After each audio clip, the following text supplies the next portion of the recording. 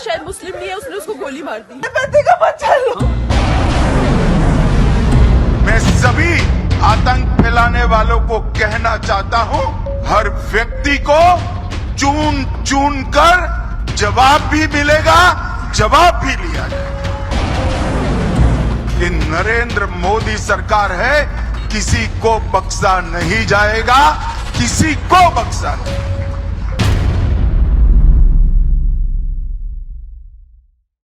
ये न समझो कि हमारे लोगों को मारकर लड़ाई जीत ली है, चुन चुन कर बदला लेंगे। केंद्रीय गृह मंत्री अमित शाह ने सीधा मैसेज दिया है। आज के शो में हमारा फोकस पहलगाम हमले और राष्ट्र की सुरक्षा से जुड़ी चिंताओं पर रहेगा। आतंकियों को उनके अंजाम तक पहुंचाने का ऑपरेशन कहां तक पहुंचा, उनके बारे में कौन से नए सुराग पता चले, पाकिस्तान के खिलाफ क्या जवाबी एक्शन बनाया जा रहा है, कूटनीतिक स्तर पर क्या कदम उठाए जा रहे हैं, इन सवालों के जवाब खोजेंगे। साथ ही बात होगी जातिगत जनगणना के क्रेडिट लेने के लिए जो होड़ मच रही है उसकी। एक रोचक इनसाइड स्टोरी सामने आई है। बात उत्तराखंड में हुए कथित रेप केस पर भी करेंगे, जिसके चलते सांप्रदायिक तनाव की स्थिति बन गई है। और आखिर में रुख करेंगे अदालत का, जहां एक बार फिर से रामदेव को फटकारा गया है। नमस्कार, सौरभ द्विवेदी नाम है हमारा और आप देखना शुरू कर चुके हैं Lallan top show. Brought to you by Hire, American Pistachios and Candid.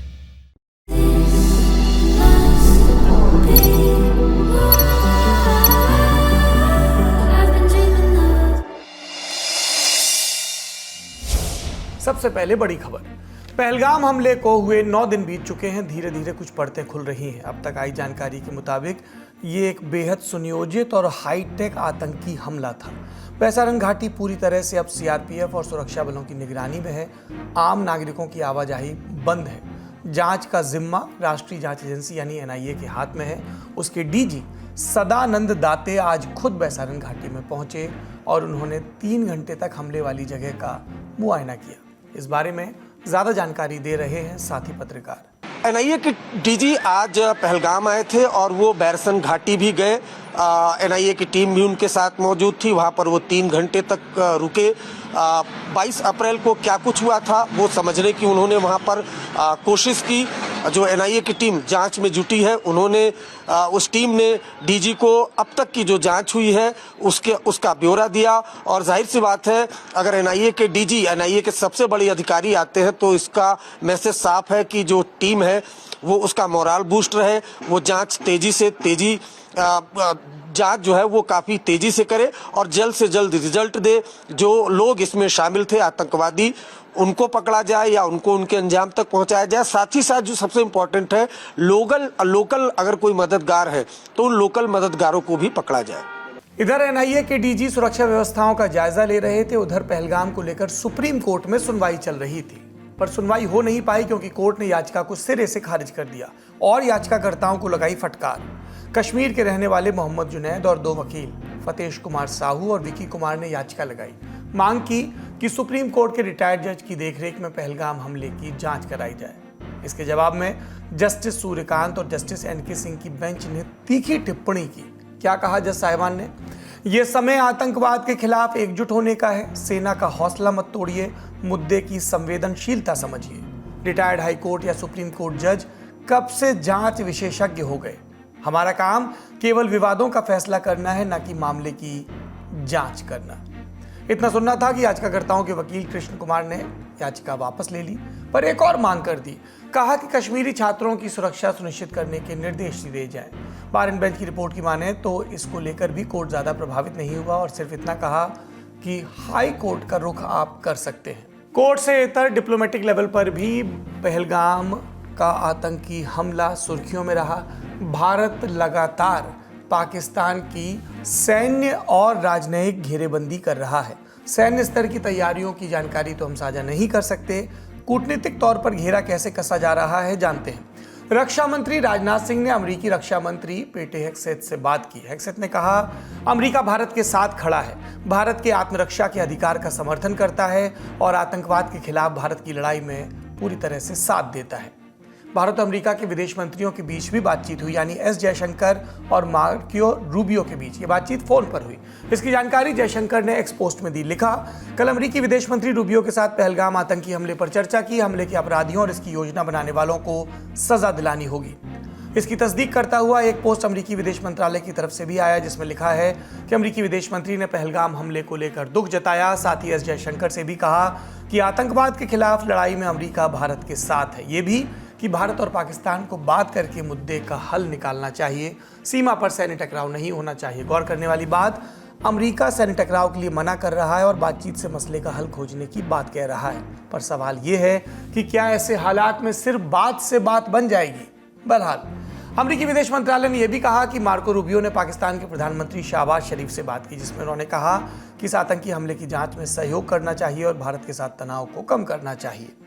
जब ये सब बातें हो रही थी तब पाकिस्तान में भी एक डेवलपमेंट हो रहा था। पाकिस्तान की खुफिया एजेंसी ISI के प्रमुख लेफ्टिनेंट जनरल असीम मलिक को शरीफ का, शहबाज शरीफ यानी प्रधानमंत्री का, पाकिस्तान के राष्ट्रीय सुरक्षा सलाहकार NSA नियुक्त किया गया है। पाकिस्तान के इतिहास में ऐसा पहली बार हुआ जब ISI चीफ को NSA के तौर पर भी नियुक्त किया गया हो। ऐसा कहा जा रहा है कि इसका उद्देश्य सेना और राजनेताओं के बीच कोऑर्डिनेशन बिठाना है। हालांकि कुछ हलकों में ये भी खबरें चल रही हैं कि पाकिस्तानी फौज एक बार फिर से सैन्य तख्तापलट की तैयारी कर रही है। ऐसे में सरकार के नुमाइंदे आशंकित हैं। इस मुद्दे को विस्तार से जानने के लिए आप हमारा आज का दुनियादारी शो जरूर देखें, डिस्क्रिप्शन में आपको लिंक मिल जाएगा। सैन्य और राजनीतिक गतिविधियों से इतर जो अहम सवाल है वो ये कि पहलगाम का आतंकी हमला करने वाले टेररिस्ट कहाँ हैं? पहलगाम हमले को हफ्ते भर से ज़्यादा का वक्त हो गया। खबरें हैं आतंकी अभी भी दक्षिणी कश्मीर के जंगल में छिपे हैं। इस बीच कुछ और जानकारियां सामने आई। इंडिया टुडे से जुड़े अरविंद ओझा और कमलजीत संधू की रिपोर्ट के मुताबिक NIA की जांच में सामने आया कि इलाके में और भी आतंकी छिपे हो सकते हैं। ये हमले के वक्त दूर से निगरानी कर रहे थे ताकि जवाबी हमले की स्थिति में क्रॉस फायरिंग की जा सके। रिपोर्ट के मुताबिक आतंकी तैयार होकर आए थे, ज़रूरी रसद का सामान लेकर भी, ताकि जंगलों में बिना बाहरी मदद के लंबे वक्त तक रह सकें। इस बीच NIA ने कुछ और चश्मदीदों के बयान दर्ज किए। पता चला कि 2 आतंकी सैन्य वर्दी में थे जबकि तीसरा फिरन पहने था। आतंकियों ने हफ्ते भर पहले हमले से इस इलाके की 3 जगहों की रेकी भी की थी। ऐसी जगह हैं जहां पर्यटकों की भारी भीड़ रहती है। एक आतंकी ने पहलगाम के अम्यूजमेंट पार्क की रेकी की, जहां सुरक्षा व्यवस्था कड़ी थी, इसलिए इसे टाल दिया गया।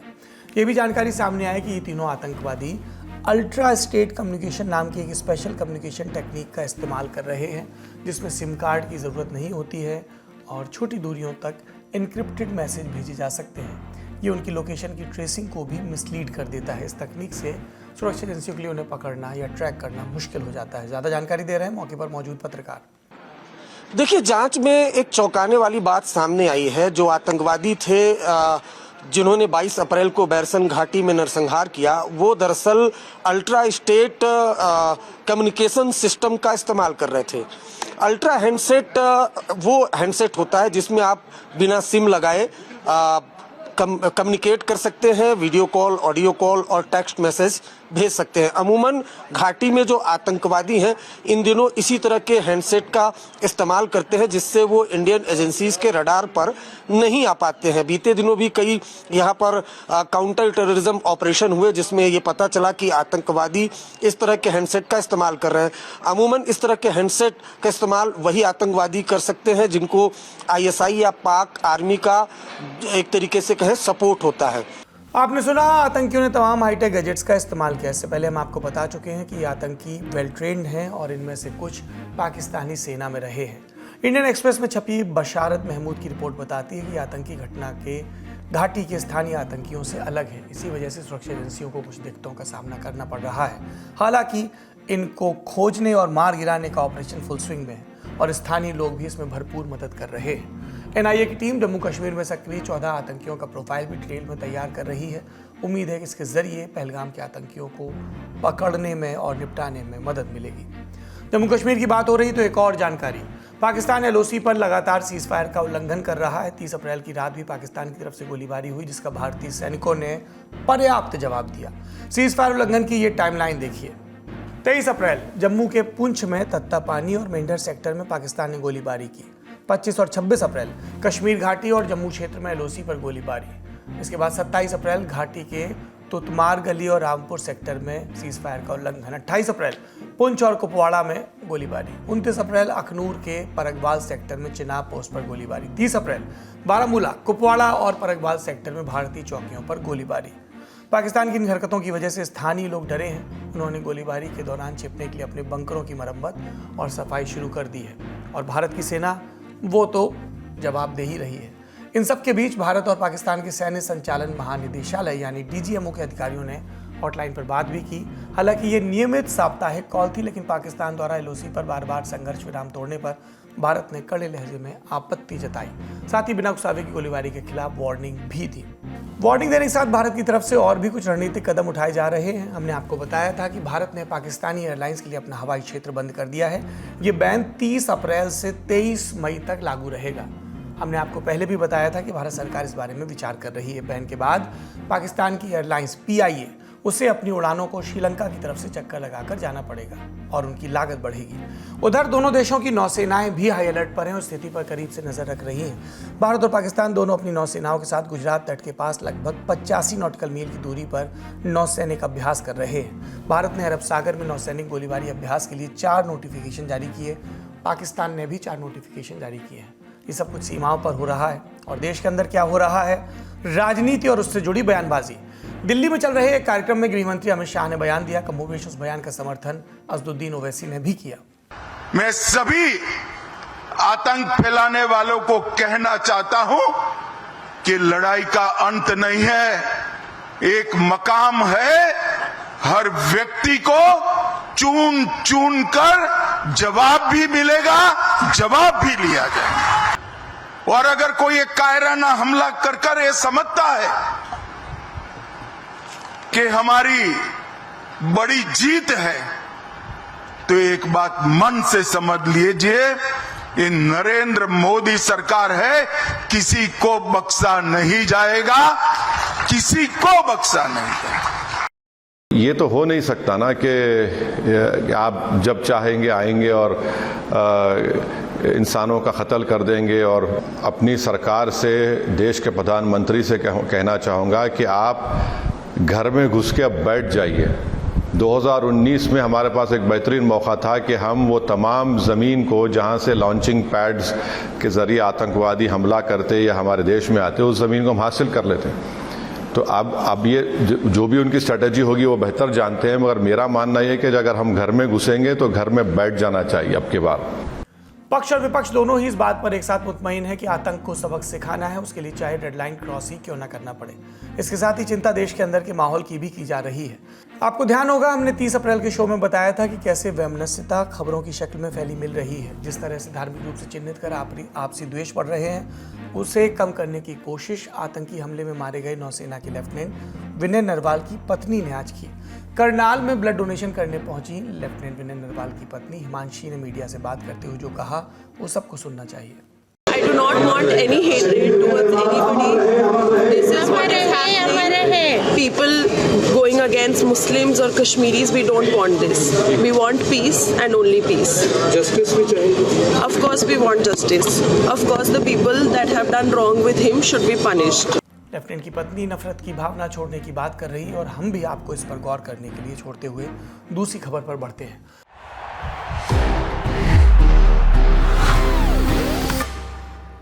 That's the power of the statue. जातिगत जनगणना जिसने कल से पॉलिटिकल डिस्कोर्स बदल रखा है। तेलंगाना की राजधानी हैदराबाद कांग्रेस दफ्तर के बाहर कार्यकर्ता इकट्ठे हैं। उत्साह से भरे विजयी मुद्रा में कुछ कार्यकर्ताओं ने राहुल गांधी और तेलंगाना के मुख्यमंत्री रेवंत रेड्डी की बड़ी सी तस्वीर भी थाम रखी है और इस पर दूध चढ़ाया जा रहा है और नारे लग रहे हैं, सरकार तुम्हारी सिस्टम हमारा। ऐसा लग रहा है जैसे पार्टी ने कोई बड़ी जीत हासिल कर ली हो। देशव्यापी जाति जनगणना के ऐलान का क्रेडिट कांग्रेस के कार्यकर्ता अपने नेता को दे रहे हैं और तेलंगाना में उनकी सरकार है। जहां सरकार होती है वहां कार्यकर्ताओं के उत्साह को अतिरिक्त ईंधन भी मिलता है। जो खबरें तेलंगाना से आई उसकी तस्दीक करते हुए तस्वीरें और बयान देश के दूसरी हिस्सों के विपक्षी खेमों से भी आए। पूरी की पूरी कांग्रेस पार्टी और विपक्षी कैंपेन चला रहा है कि भले ही मोदी सरकार ने आज़ाद भारत में पहली बार जाति जनगणना का फैसला किया हो, लेकिन उनका दावा है कि क्रेडिट विपक्ष के अथक प्रयास को मिलना चाहिए। साथ में एक तंज भरा सवाल कि हेडलाइन तो दे दी, डेडलाइन कहाँ है। आशय यही कि क्या ये बिहार चुनाव के लिए या पहलगाम हमले से ध्यान हटाने के लिए पॉलिटिकल स्टंट है। तो मैं इतना ही कहूंगा, सरकार मोदी की और सिस्टम राहुल जी की चल रही है और ये चलती रहेगी। आगे आने वाले दिनों में देखो क्या होता है। ये पहलगाम हमले के बाद जिस प्रकार का माहौल पूरे देश में बना है, लोग मोदी जी से सवाल पूछने लगे हैं, तो सवाल के ऊपर का ध्यान हटाने के लिए भी ये निर्णय जल्दबाजी में लिया गया। नहीं तो इतने साल से हम बोल रहे हैं। सेंसस आप कब करेंगे, ये उसमें सेंसस कब शुरू करेंगे, उसको कब कंप्लीट करेंगे, और क्या 29 पार्लियामेंट इलेक्शन से पहले इंप्लीमेंट होगा नहीं होगा। हम सबके सम्मिलित दबाव से भाजपा सरकार मजबूरन ये निर्णय लेने को बाध्य हुई है। सामाजिक न्याय की लड़ाई में ये पीडीए की जीत का एक अति महत्वपूर्ण चरण है। विपक्ष ने सरकार के इरादे पर सवाल उठाए, ऐसा इसलिए भी क्योंकि जाति जनगणना के मुद्दे पर बीजेपी अक्सर दाएं बाएं करती रही। उसके खेमे से एक है तो सेफ है और बटेंगे तो कटेंगे जैसे नारे लगते रहे। ज़्यादा दिन नहीं बीते जब पहलगाम हमले को लेकर छत्तीसगढ़ बीजेपी के एक्स हैंडल से एक विवादित पोस्ट वायरल हुई थी, जिसमें लिखा था, धर्म पूछकर मारा, जाति पूछकर नहीं। प्रधानमंत्री नरेंद्र मोदी खुद इस नैरेटिव को चुनौती देते रहे। 30 नवंबर 2023 के दिन विकसित भारत संकल्प नाम के कार्यक्रम में उन्होंने बयान दिया था कि उनके लिए इस देश में केवल 4 जातियां हैं, महिला, युवा, किसान और गरीब। मेरे लिए देश की सबसे बड़ी 4 जातियां हैं।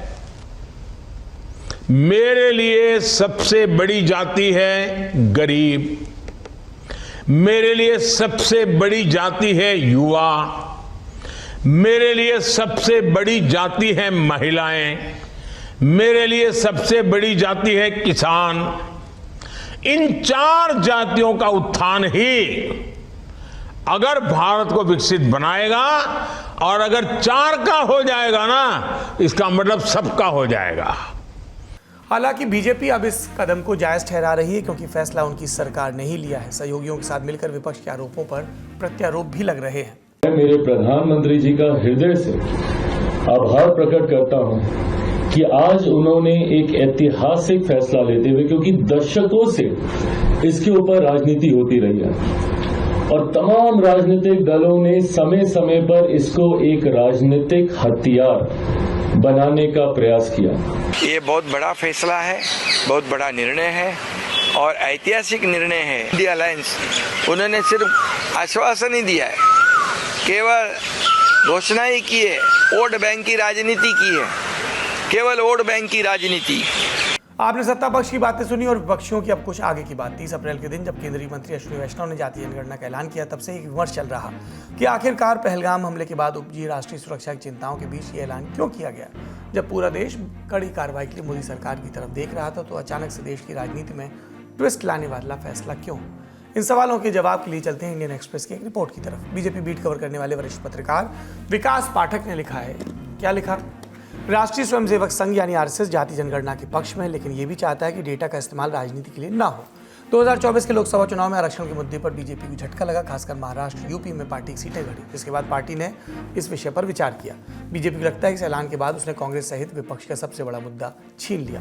बिहार चुनाव में जाति जनगणना के मुद्दे पर पार्टी को बढ़त मिल सकती है। पार्टी को यह भी लगता है कि परसीमन के मुद्दे पर दक्षिण के नेताओं के नैरेटिव की भी काट इसी जातिगत जनगणना में छिपी है। डेटा आएगा तब यूपी और बिहार की ओबीसी जातियों की हिस्सेदारी अधिक होगी। ऐसे में सरकार के पास इन राज्यों की सीटें बढ़ाने का तर्क होगा।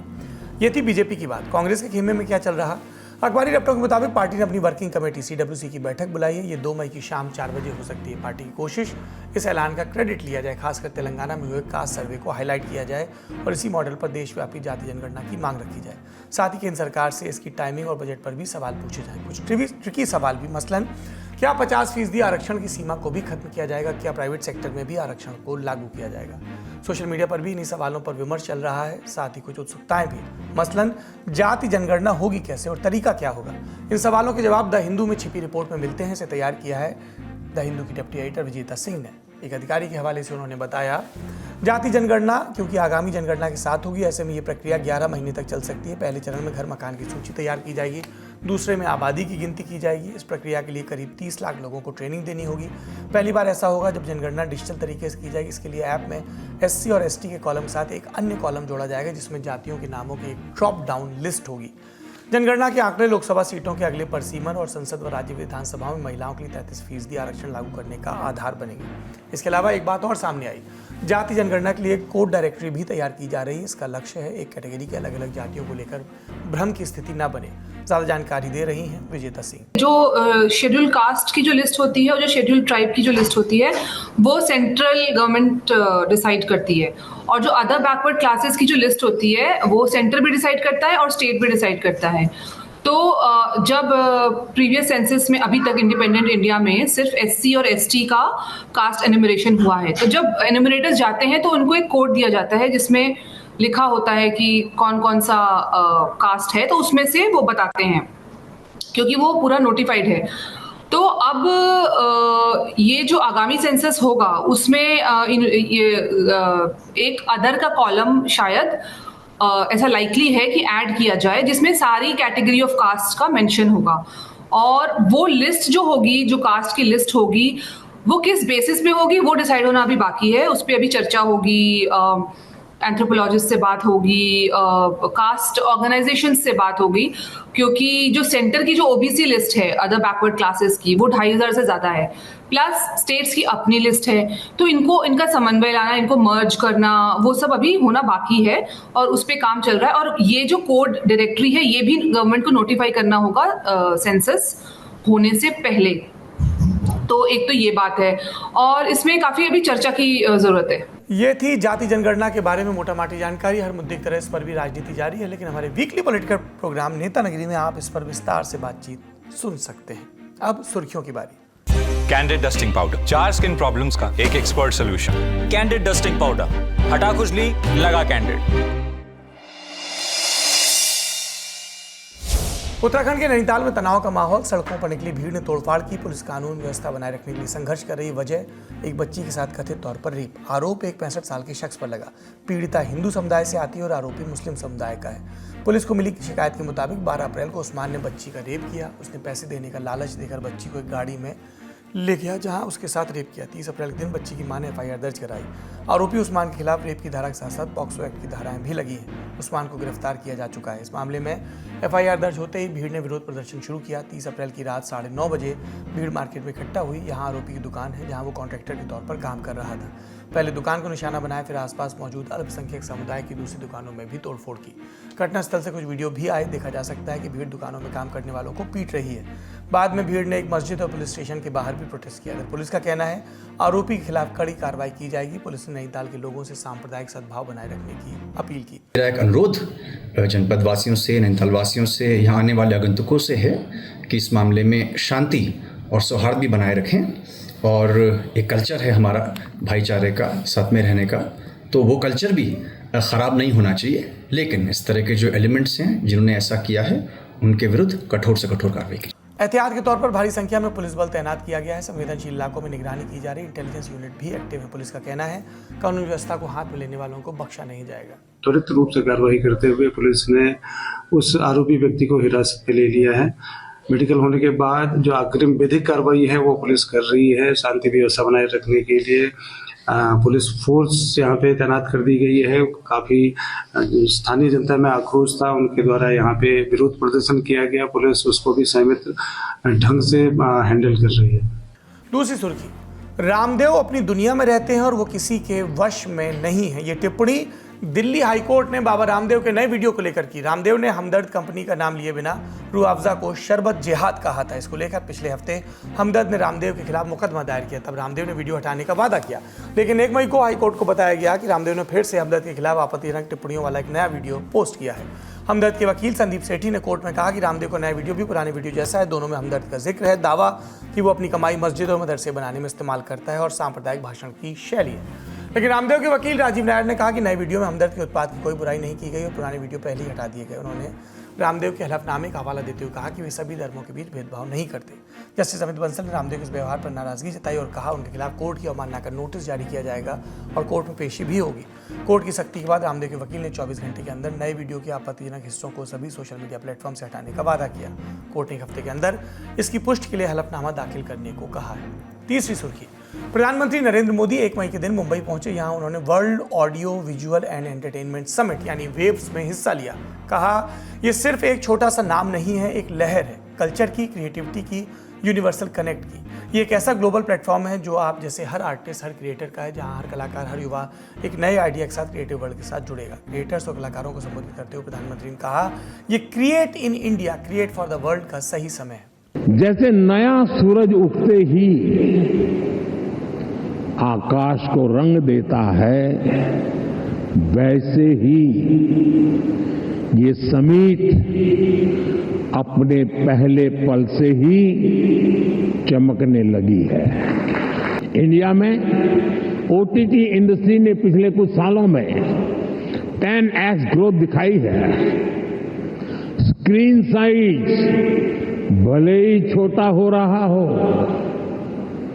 पर स्कोप इन्फिनिट है।